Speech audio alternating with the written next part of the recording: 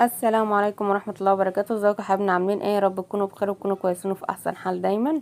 منورين. تشتركوا وتفعلوا زر الجرس عشان يوصلكوا كل جديد مني باذن الله.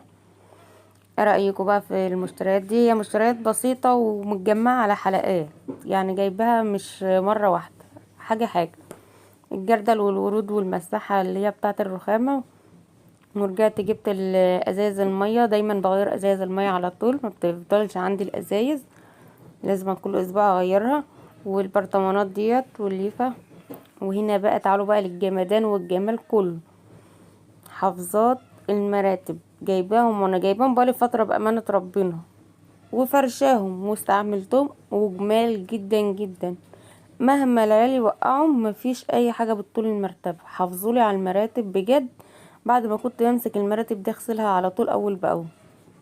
لا بصراحة جمال، وجبتهم التلاتة لون واحد علشان يبقوا كلهم شكل بعض. جبت السريرين الاطفال والسرير الكبير.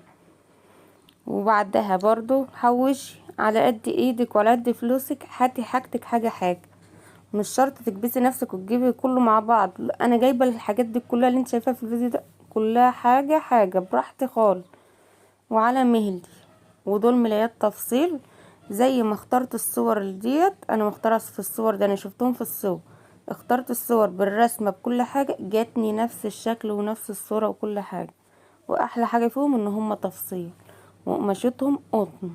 بامانه ربنا اشتري حاجتك حاجه حاجه. ودول والله كانوا لوحدهم بعيد عن الملايات خالص، كنت جايباهم برضو، بس المفرشين دول كنت جايباهم اونلاين، طالباهم برضو، بس خامتهم حلوة ونضاف وجمال.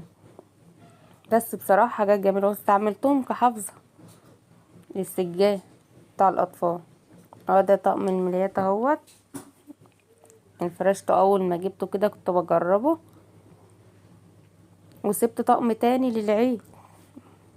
أنا فيا ميزة بحب أفرش كل عيد ملاية جديدة، مش عارفة هي غية بقى مش عارفة، بس بصراحة لازم في كل عيد يتفرش ملاية جديدة. اللي زي يكتب بقى في التعليقات. وده الطقم التاني اهوت اللي كنت عاملاه في قلب العيد. وجبت ستارة جديدة برضو، البيضة اللي هناك دي كنت جايباها برضو، جبتها قبل العيد والله. والبرطمانات ديت انا عاشقة البرطمانات البهارات، مش عارفة ايه غيتي فيهم. وازاز المية برضو، مش بقول لكم حاجتين لازم اغيرهم دايما، البهارات وازاز المية. منسوش تشتركوا، ومع السلامة.